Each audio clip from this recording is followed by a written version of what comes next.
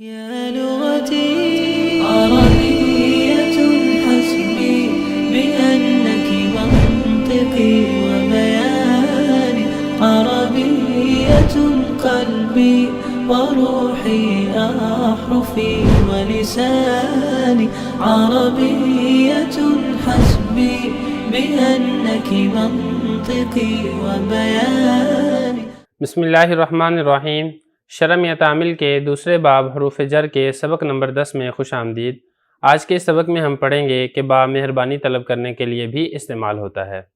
حروف جر کی بحث چل رہی ہے. حروف جر میں سے پہلا حرف جر با ہے. مختلف معنی کے لیے استعمال ہوتا ہے. انہی میں سے ایک معنی ہے مہربانی کو طلب کرنا. اصل میں عطف کہتے ہیں عربی میں. مختلف معنی ہیں اس کے. ایک معنی پھیرنا بھی ہے، ایک معنی اس کا مہربانی بھی ہے.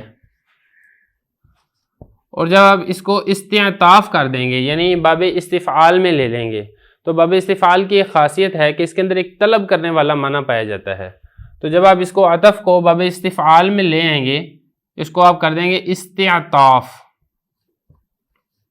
تو پھر اس کا مطلب ہوگا مہربانی طلب کرنا باب استفعال کی وجہ سے.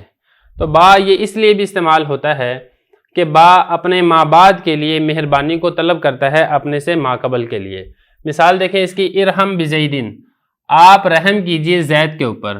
تو یہ با مہربانی طلب کر رہا ہے زید کے لیے، اس کے لیے، زید کے لیے مہربانی کو طلب کر رہا ہے با.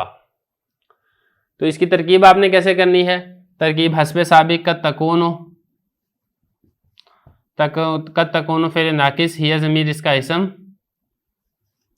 اور استعطاف جار مجرور مل کر ثابتتاً کے متعلق ہو کر پھر یہ تکون فعل ناقص کی خبر، فعل ناقص اپنے اسم و خبر سے مل کر با مبتدا کی خبر، مبتدا اپنی خبر سے مل کر جملہ اسمیہ خبریہ.